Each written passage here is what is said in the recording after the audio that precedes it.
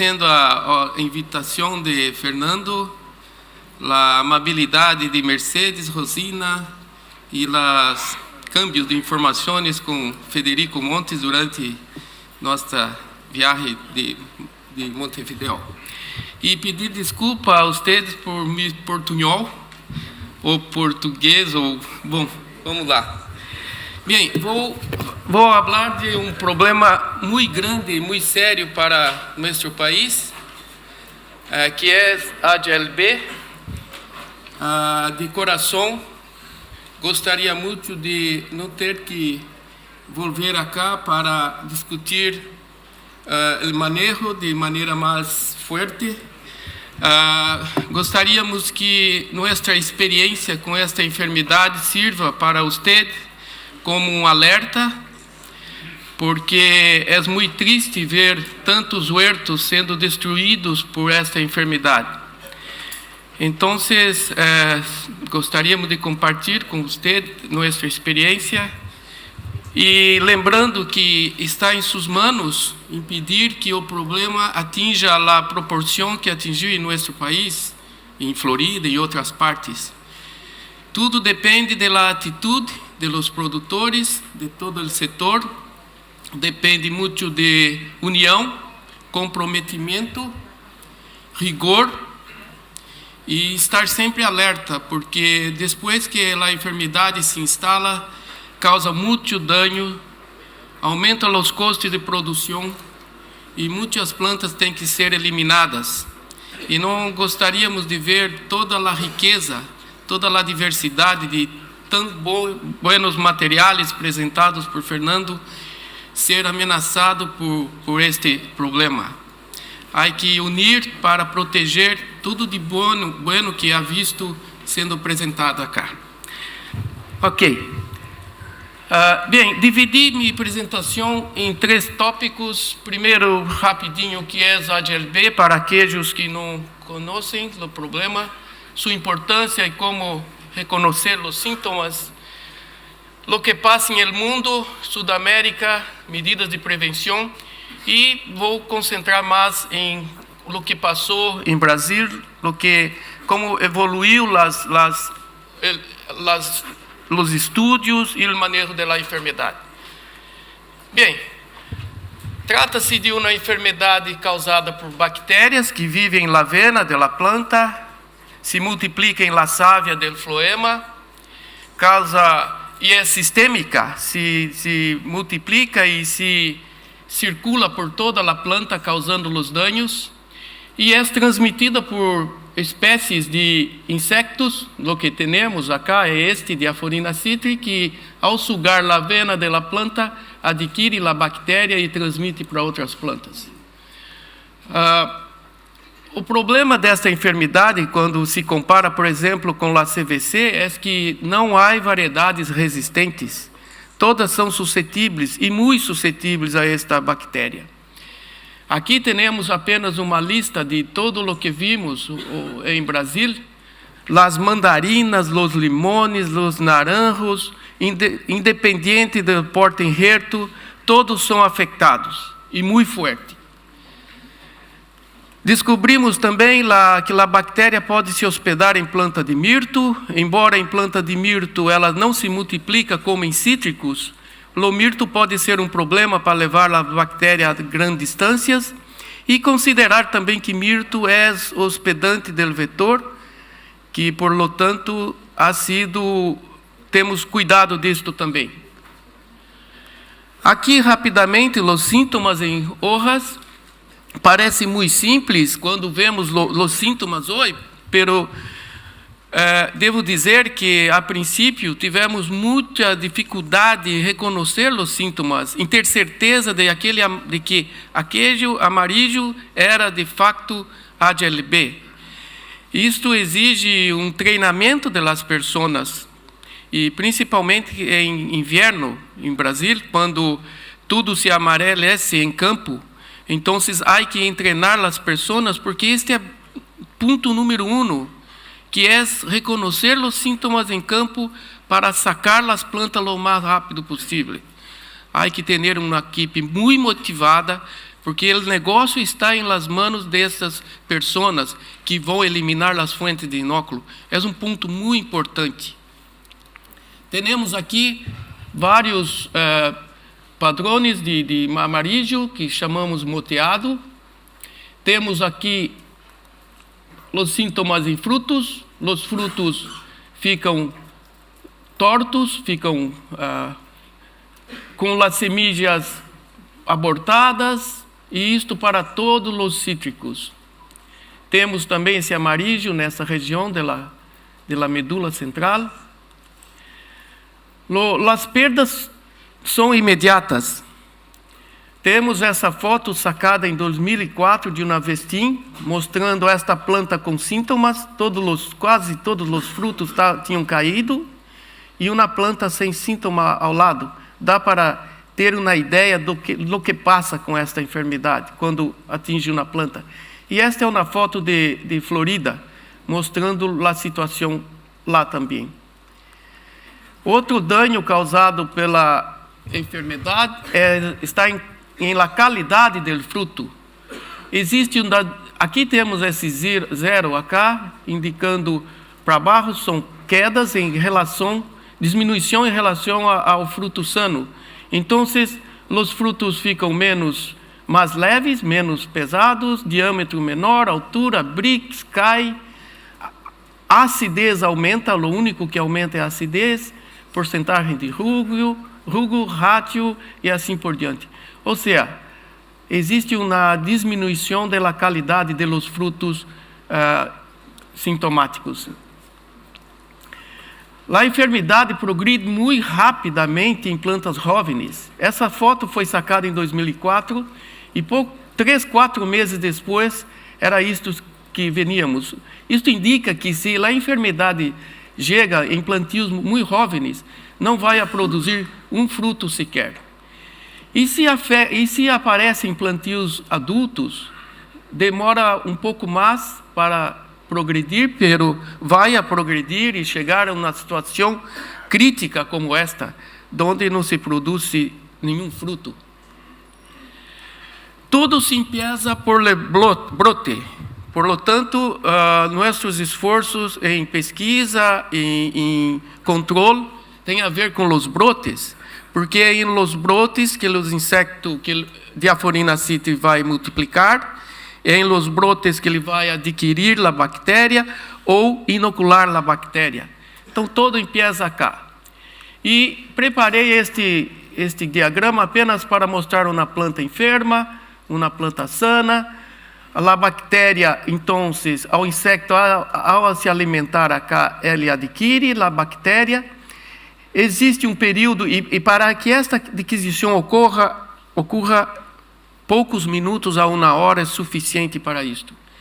Depois tem um período de multiplicação, circulação da bactéria no corpo do insecto, que é necessário em torno de 10 a 15 dias, há um período de latência, a bactéria multiplica para que o insecto se torne inoculativo.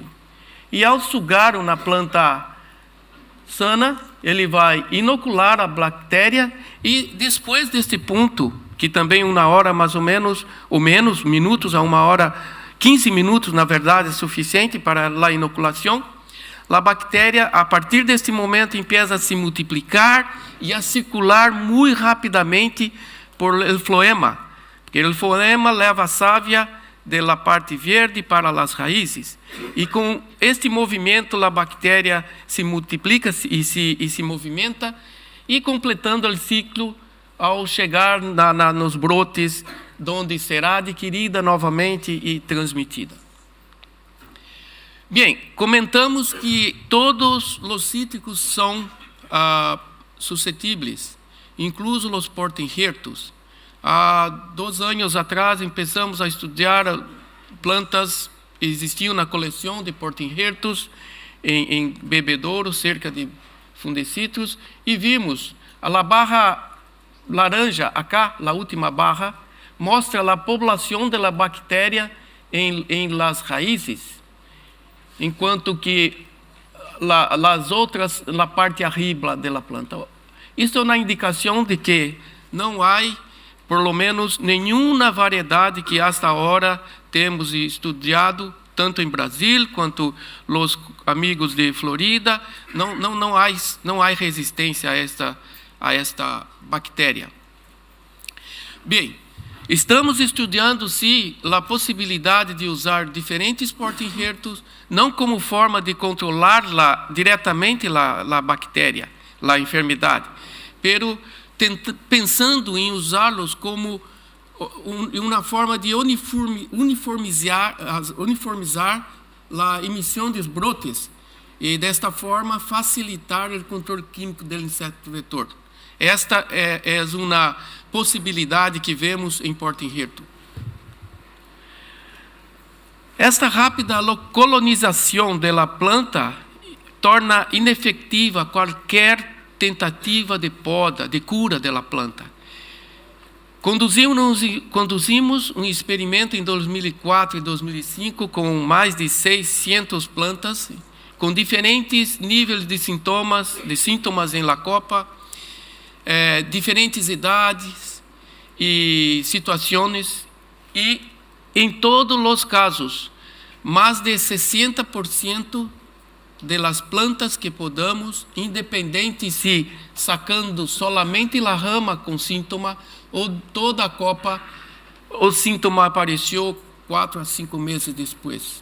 Ou seja, a bactéria já estava em la raiz, como sabemos hoje. Também temos tentado de outra forma de tentar curar a planta usando coisas malucas como essa, mas para testar a ideia, provocando sauna, ponendo sauna em las plantas cortadas dessa forma, pero assim que os brotes amadureceram, os sintomas volveram. Ou seja, a presença da bactéria em la raiz impede qualquer tentativa de cura de uma planta doente. E em outras partes, sul da África do Sul e Estados Unidos, estão se tentando antibióticos, pero hasta agora a informação que temos não é favorável. E há outros problemas problemas de fitossanidade. Os produtos causam problemas para a planta e também pode haver problema de resíduo de produto depois na fruta. Então, não é possível curar. E aqui esta foto apenas mostra para você o que pode acontecer com um pomar jovem, um huerto jovem, cerca de plantas muito afetadas. Isto foi nossa primeira experiência com AGLB em 2004, 2005, quando este bloco de 2 anos, naranjo, em limão cravo, tinha apenas 0,6%, enquanto que 9 meses mais tarde a situação era esta. E naquela época já começamos a ver a situação de que a bactéria, a enfermidade empieza por los bordes, que é um ponto importante. Bem, sobre onde está a enfermidade, esta era a situação conhecida, porque não é a realidade em 2004. Imaginávamos que a enfermidade estava em Ásia, em África, 2 tipos de bactéria, e que estávamos muito tranquilos, mesmo com a presença do insecto vetor, que já estava lá, sabíamos desde 1940, porém a enfermidade já estava em 2004. E esta é a situação atual.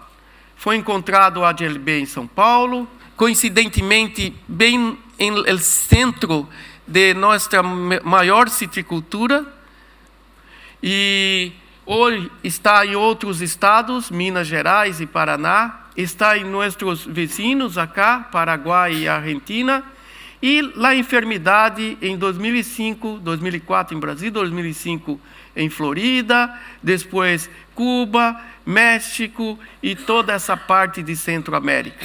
Esta é a situação da enfermidade hoje. Com relação à Sudamérica, temos aqui, em mais detalhe, estados de Minas Gerais, São Paulo, Paraná, Paraguai e Argentina, onde está a enfermidade. E sabemos hoje, por encontros organizados por FAO, que Colômbia, Equador, Bolívia e aqui também existe a presença do Diaphorina citri, pero Chile e Peru ainda não foi encontrado o inseto. Bem, vamos então falar do que passou em Brasília. Tudo começou em mais ou menos no centro de nosso maior cinturão citrícola. Foi desses 12 municípios, cerca de Fundecitrus, que vimos os primeiros sintomas. Naquela época, em 2004, a situação, tínhamos blocos com incidência como mostrada cá. Essa foto é daquela época. Então, tínhamos blocos com diferentes níveis de incidência, efeito de borde, árvores também em áreas urbanas, um claro indicativo de que o problema já estava presente, já havia começado muitos anos antes. O problema é que todos os testes que haviam disponíveis naquela época, que davam negativo quando testávamos com muestras destas plantas, depois, pouco tempo, meses depois, descobrimos, com o auxílio do Dr. Bové e com a participação de nossa biologista molecular de Fundecitrus, se descobriu que se tratava de uma outra Liberibacter, o que explicava todos os resultados negativos. E pouco mais tarde, em 2006, nosso colega Yamamoto mostrou que esta nova bactéria era disseminada pelo insecto que já estava presente há décadas. Interessante foi observar que na mesma época em que detectávamos Liberibacter americano, essa nova espécie, o asiático também estava presente. Hoje sabemos que a introdução de asiático muito provavelmente correu depois, porque ele é muito mais agressivo em termos de disseminação. E esses números mostram bem. Em 2004, tínhamos como que 97% de todas as muestras eram positivas para americanos, apenas 3 para asiáticos. Pouco tempo depois, a situação se equilibrou e hoje temos como que 99,8% de asiáticos e 0,2% de americanos. E qual seria a razão para isto? Sabemos que americanos é sensível a alta temperatura e cresce menor intensidade em las plantas cítricas. Temos aqui simplesmente um esquema para mostrar.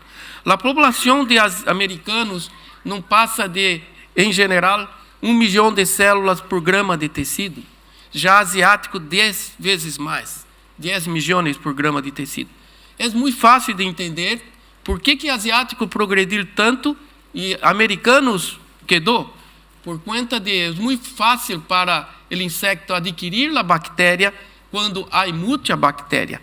Acá temos 10 vezes mais que acá. Muito fácil de entender. E isto há se confirmado em nossos estudos, de que é mais fácil trabalhar com este problema do que com este.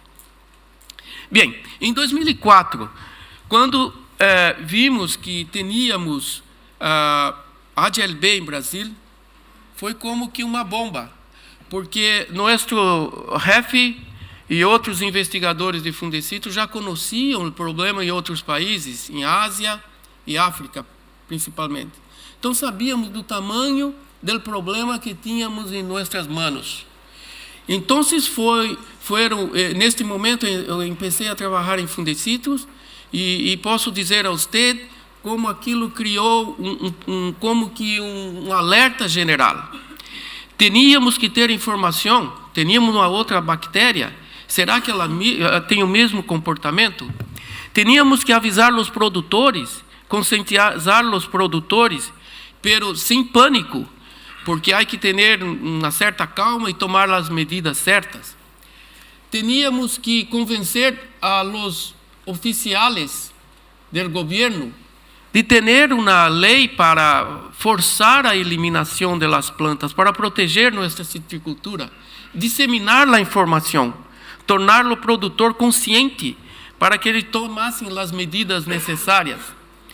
Empezamos também um monitoreio por todo o estado de São Paulo para saber onde está a ADLB, onde concentrar nossos esforços. E também, nossa equipe de investigadores, nos reunimos com investigadores de outras instituições e listamos uma série de perguntas que entendíamos temos que responder essas questões para aprimorar o manejo, para torná-lo cada vez mais efetivo. E chegamos a este que chamamos de tripé, que é plantio de mudas sanas, inspeção frequente e eliminação de plantas de árvores sintomáticos e aplicação de inseticidas. O conceito é muito sencillo, pero para colocar em prática todo isto não é tão simples, porque com o tempo percebemos que há que haver colaboração entre os produtores. Se trata de uma enfermidade muito danosa, transmitida por um insecto que não respeita a cerca. Ele vai passar de um ponto a outro. Então, ficou claro rapidamente que teria que trabalhar em conjunto. Os produtores teriam que se unir. Os chiquitos teriam que se unir a outros chiquitos para que, de forma coordenada, se fizesse tudo o que havia que fazer. Bem, com respeito às plantas sanas, tínhamos já instalado, neste momento, em São Paulo, uma lei, estava todo arreglado, todo se caminhava bem, que impedia a produção e comercialização de mudas que não fuera em ambientes protegidos. E entendemos hoje, a respeito à ADLB, isto é fundamental. É impossível imaginar que em uma situação de presença de ADLB, pense em pesar um novo plantio com mudas produzidas de outra forma que não seja em ambientes protegidos, e fico feliz em ver que o Uruguai caminhou nesse sentido e está progredindo muito rápido. O segundo ponto, que, como disse, é muito simples de entender, pero muito difícil de colocar em prática, quando a incidência empieza a aumentar muito, é a eliminação de plantas, porque isso significa uma redução de dinheiro imediato. Está sacando aquilo que te traz dinheiro, lucro. Então, a princípio, os produtores eram muito solícitos, vamos sacar as plantas para proteger as enfermas, para proteger as sanas, pero quando a incidência começou a aumentar, mira, e aí vieram as promessas miraculosas. Aí começaram em Flórida a questão dos nutricionais que temos testado e não ha funcionado. Este é um caminho sem volta. Se vai por isto, não dá certo. Só há uma mensagem: eliminar plantas e controlar o vetor. E o terceiro ponto é controlar o vetor, porque a bactéria não vai sair da planta enferma para a sana de outra maneira em campo, senão pelo vetor. E temos aprendido muito nesses anos o momento certo de sacar as plantas, de identificar os sintomas, quando aplicar o produto químico, em que situações usar controle biológico, redução de custos usando uma cauda, menor volume de cauda e assim por diante. Testamos moléculas, identificamos a melhor doses e assim por diante. Incluso aviões em certas situações, e chegamos ao ponto de dizer o seguinte: é tanto esta medida quanto essa há que ser tomada regionalmente. Não se dá, é impossível controlar a enfermidade trabalhando solo. Bem, também conseguimos do setor governamental uma lei, uma instrução normativa que a princípio era função do governo, dos agentes, em eliminar, sacar as plantas. Pero poucos meses depois, vimos que isto não dava certo. Eram tantas plantas que iam aparecendo que se tornou impossível. Houve um câmbio. Passamos para os produtores toda a responsabilidade de seu negócio. Isto é um ponto importante. Isto é um erro, imaginar que o governo tem toda a capacidade de cuidar do negócio do produtor. É importante chamar a atenção que é o produtor que deve conhecer sua finca, suas plantas, e estar mirando constantemente, e seus vizinhos e assim por diante. E chegamos à última instrução normativa, em efeito, onde passou arriba de 28%, há que sacar todo o bloco, e os produtores têm que preencher um reporte e enviar ao governo, que tem um retrato da situação. E isto é a que ponto chegamos. 34 milhões de plantas já foram eliminadas por conta de ADLB de 2005 hasta agora. São números oficiais. São números basados em la informação que o produtor passou aos agentes de governo. Outro ponto importante que é a disseminação da informação. O produtor tem que saber o tamanho do problema que tem em suas mãos, conforme comentei. Então, Fundecitrus, que tem a missão de proteger nossa citricultura de São Paulo, tem a missão de gerar informação para os produtores, de difundir informação por meio de cursos, charlas, treinou milhares de pessoas, íamos a campo mostrar ao produtor os sintomas, porque é impossível também imaginar que um laboratório vai ser suficiente para determinar a sanidade da planta toda vez que se vê um amarillo nas folhas. Então, há que treinar pessoas. E isto fizemos bastante. Trazíamos pessoas de Sudáfrica, de Ásia, outros investigadores para ajudar nesta tarefa. E esta é a dimensão do problema. Temos tido monitoreios de 2004, começou com 12 municípios, 3 meses depois eram 14, depois 36, e hoje está presente em praticamente todos os municípios que se produz cítricos comerciais em São Paulo.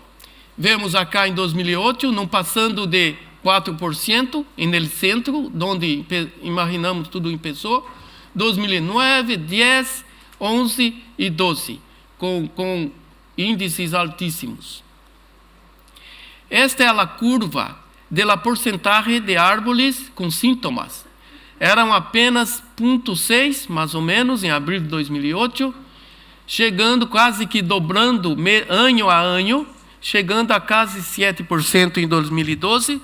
E a previsão, em 2012, paramos este monitoreio, mas pelos monitoreios feitos menos intensivos, como estes, calculamos hoje em torno de 14% das plantas enfermas, mostrando sintomas em estado de São Paulo.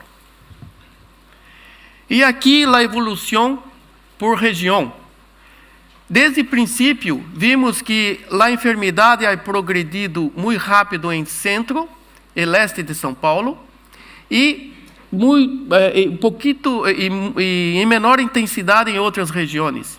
Estamos estudando, isto é uma linha de nossas pesquisas, o porquê disto.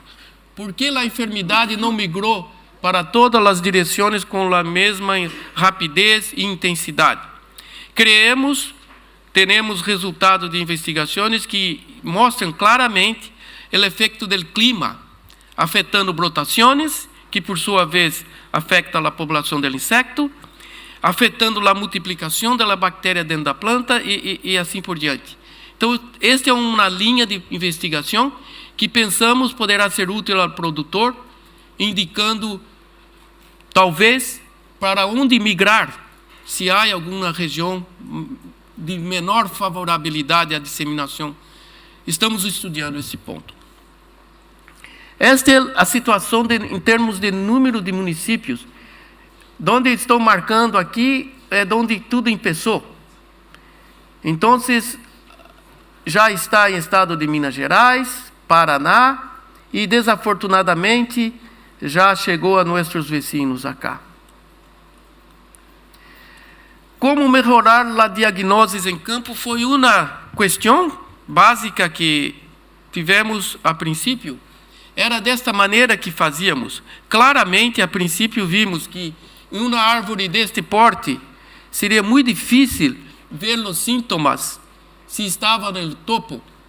Então, começamos a testar plataformas como estas e que melhorou muito, facilitou o trabalho de inspeção, pero uma coisa, hasta este momento, não conseguimos melhorar muito, que são os escapes. Isto indica que, mesmo usando plataformas como esta, vai haver escapes. Por esta razão, é necessário caminhar, vistoriar mais que uma vez, se possível todos os meses, ou períodos incluso menores, para que quando se encontre a planta com sintomas, seja sacada o mais rápido possível. Porque uma planta enferma em campo, sintomática, ela é fonte de contaminação a plantas sanas. Durante esses anos todos também vimos que os sintomas são mais intensos em los meses mais frios do ano. E é típico, este sobe e desce acá, é típico de todas as fincas que temos acompanhado. Ou seja, em frio, os sintomas são mais intensos. Outra coisa que percebemos ao longo do tempo é que o insecto, com monitoreios que temos feito, a grande maioria dos insectos estão em los primeiros 75 metros de los bordes de los bloques e mais ou menos 100 a 200 metros em los bordes de las fincas. Isso explica muito bem esse padrão de las plantas enfermas, donde o que vê acá são esses vácuos aqui, esses límpios acá, eram cítricos que foram sacados. Ou seja, a enfermidade empieza por los bordes. E isto é um ponto importante que estão dirigindo nossa atenção em termos de pesquisa. A pergunta é, como fazer para proteger os bordes? Então temos, por conta disto, por exemplo, há produtores que aplicam inseticida mais frequentemente em los bordes, em la tentativa de conter o problema. Quando começar o controle? Nesse estudo que nosso colega Renato conduziu, involucrando 4 fincas, de 2005 a 2011, em diferentes partes do estado de São Paulo, e ele viu que existe, sim, um padrão. Quando chega em los meses mais frios e secos do ano, a população do insecto cai muito, pero empieza a crescer tão logo surjam as primeiras lluvias, próximo da primavera. Então, uma forma de evitar que a população cresça muito é começar a primeira pulverização antes da primavera. Bem, outro ponto é, alguns produtores começaram a aplicar inseticida usando um calendário. Todo mês ou 15 dias aplicavam. Fizemos um estudo e demonstramos que melhor aplicar quando o insecto está presente. É óbvio, pero teníamos que mostrar aos produtores que assim é mais eficiente. Reduz o número de aplicações. O resultado é melhor, a eficiência é melhor.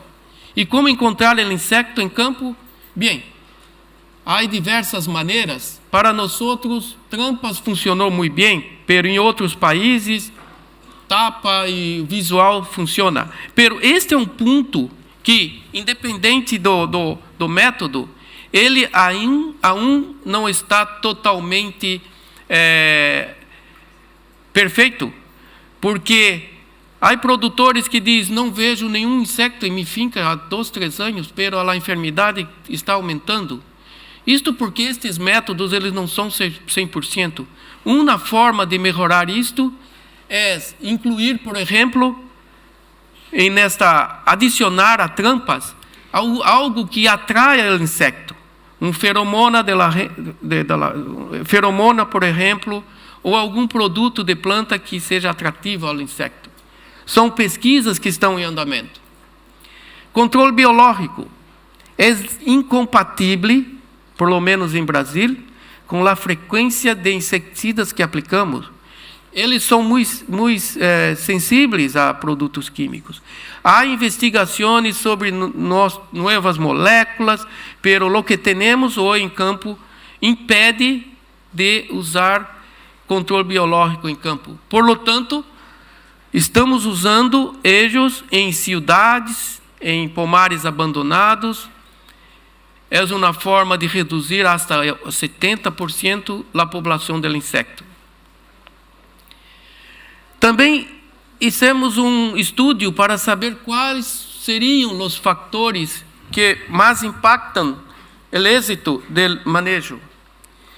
Isto há alguns anos atrás. E concluímos, analisando 20 fincas localizadas em diferentes partes do estado de São Paulo, estudo de caso, e chegamos à seguinte conclusão, que o rigor em la adopção de práticas de manejo é fator importantíssimo. Incidência de AGLB quando se empieza o controle. Isto serve para a finca, pero isto serve para o país, isto serve para uma região, isto serve para todo. Se empieza quando a incidência está alta, não terá sucesso. Há que começar acá. Idade de los árboles. Este é ponto importante. O produtor que tem árvores adultas, viejas, vai ver que a progressão da enfermidade em árvores viejas é menor. Pero isto não impede ele de sacar. Isto não é uma justificativa para não sacar a árvore, porque ele pode produzir por mais tempo aquela árvore enferma se é adulta, pero ele não poderá empezar novo plantio, porque aquela fonte de inóculo vai comprometer o início de qualquer novo plantio. E tamanho da finca, vamos ver a pouco, e distâncias de fonte de inóculo ou influência de vecinos. Vamos ver um pouco mais isto. Esta é uma finca de 6.000 hectares, localizada em centro de São Paulo, onde eles encontraram 80% de los árboles com AGLB estavam em los bordes de la finca. Ok? E aí eles continuaram com todos os esforços. Esta é uma finca que servia de modelo para os outros produtores, porque eles vinham fazendo seguindo o paquete como se devia. Pero estava difícil. Muitas plantas eram sacadas, pero o controle era possível. Qual era o problema? Eles tinham em torno de 100 fincas pequenas ao redor. E chegaram à seguinte conclusão: vamos caracterizar melhor o que temos a 2 quilômetros do borde, vamos chamar os vecinos para uma conversa, vamos ser amigos, vamos explicar que eles vão sair do negócio se não fazer o que deve, e começar a negociar um a um. Então o vecino dizia: eu não tenho plata para fazer tudo que me pede. Então chegava na corte: te dou o produto. Ah, não tenho como aplicar. Então eu vou e aplico para você. Parece uma coisa muito louca, pero mira o que passou. Foi exatamente neste momento que eles decidiram tratar de los vecinos. Mira a curva de crescimento, o número de plantas e a porcentagem de infecção. 0,4, 0,7 e 9%, significando acá 120.000 plantas sacadas. Empezaram com esse trabalho de ajudar os vecinos, de sacar fincas inteiras de vecinos, ajudar a começar outro negócio. Houve uma queda considerável do número de plantas que ia aparecendo com a enfermidade. Não estou mostrando dados econômicos, pero compensou e muito ter ajudado os vizinhos. Um outro exemplo, que vem do monitoreio que temos feito todos os anos. Acá, está aqui uma estratificação de como a enfermidade progrediu em fincas com menos de 10 mil plantas, de 10 mil a 50 mil e vindo até cá, de 100 mil a 300 mil plantas, mostrando que em todos estes casos houve um aumento ao largo de anos, de 2008 a 2012. Pero, quando vimos dados de 300 a 500 mil, ou seja, fincas com 300 a 500 mil plantas ou mais que isto, eles estavam conseguindo cuidar, fazer inclusive com que a enfermidade diminuísse ao largo do tempo. Isto outro exemplo da importância do manejo regional, do tamanho da finca, da infecção de borde ser mais alta do que o restante da finca. Ou seja, essa é uma razão também que muitos chiquitos, pequenos produtores, saíram do negócio. Mas não há que sair. Há que se unir a outro chiquito, e será um grande. E, sendo grande, tem como sobreviver, tem como produzir economicamente. Acho que esta é a grande mensagem desta conversa. Bem, com base nisso, o manejo de ADLB em São Paulo evoluiu para o alerta fitossanitário, que nada mais é do que agrupamento de produtores que coletam informações de brotações, informações de la população do insecto, enviam esses dados semanalmente, quinzenalmente ao Fundecitrus, que cuida disto, e que compila esses dados de outros vizinhos, daquele vizinho, de todo o grupo, e estabelece metas. Estabelece, com base em presença de brotações e de quantos insectos foram encontrados, vem um alerta, que são 3 os alertas. Esperar, porque a incidência está baixa e não há brotes. Então, a tendência de que haja disseminação da bactéria é pequeno. Segunda alerta que pode ser, se prepare, porque a incidência começou a aumentar, os brotes estão iniciando. E a terceira, aplicação imediata, onde os produtores desses grupos, em comum acordo, vão aplicar os inseticidas da maneira correta, todos em um tempo de 1 semana. Isto é importantíssimo, porque temos visto que quando essas ações são coordenadas e feitas em curto espaço de tempo, toda a população cai, e com isso aumenta a eficiência, demora mais para empezar novamente o insecto, a população aumentar novamente, se reduz gastos, e com isso se aplica menos produto químico em campo, e todos ficam satisfeitos. Temos grupos hoje, 5 grupos, um apenas começou acá, e esses grupos variam de 20 a 40 mil hectares. Poderia ser um grupo apenas acá em Uruguai, variando de 12 a 15 milhões de plantas. Hoje, o grupo corresponde a mais ou menos 25% de todos os cítricos em São Paulo. Nossa meta é aumentar esse número de grupo. O que mais a ser contra a ADLB? Todas as medidas mencionadas em tripé, temos trabalhado esses 10 anos, tentando melhorar. Como melhorar a eficiência de identificação de planta de campo, como controlar melhor o vetor e assim por diante.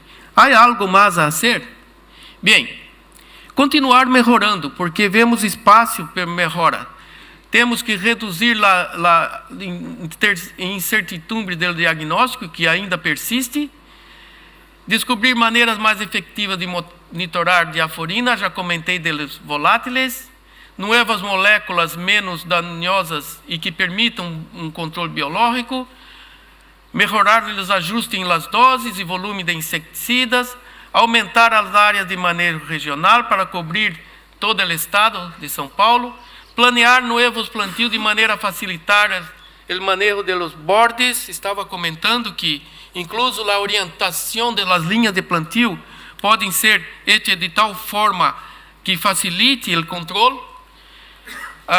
Empezar novos plantios já em áreas grandes, por lo menos 3.000 árvores, com baixa pressão de inóculo, aumentar a densidade de plantio, já imaginando que vai sacar plantas, e procurar novas combinações copa-patrones, como disse, pensando muito mais em facilitar o controle do vetor. Também em 2009, começamos um curso de maestria voltado aos profissionais das fincas, tentando passar toda a informação, não só sobre a ADLB, mas sobre todas as doenças, a enfermidade de cítricos, mostrando os resultados de investigação e como fazer para que eles tomem as decisões corretas em campo, munindo-los de informação e também aumentando as pesquisas. Isto nos aproximou, um ponto positivo é que nos aproximou do problema. Temos nossos alunos, são colegas, são profissionais, que nos traem as perguntas mais urgentes. E nós outros, juntamente com o aluno, que vai muitas vezes conduzir a pesquisa em sua finca, que depois o resultado vai ser outros. E desta forma, o curso de maestria tem sido um outro pilar de controle, não só de ADLB, de outras enfermidades. Importância do manejo. Insistimos. Como disse, é sencillo em termos de conceito, pero há que insistir, não há outra saída a não ser hacer isto. E ha sido essencial para o manejo de ADLB e sua adopção em larga escala é imprescindível para a continuidade do negócio. E para finalizar, apenas recordando alguns pontos, não há cura para uma planta enferma. Por lo tanto, há que eliminar as fontes de contaminação, que são as plantas de cítricos e que são as plantas de mirto. Que mais?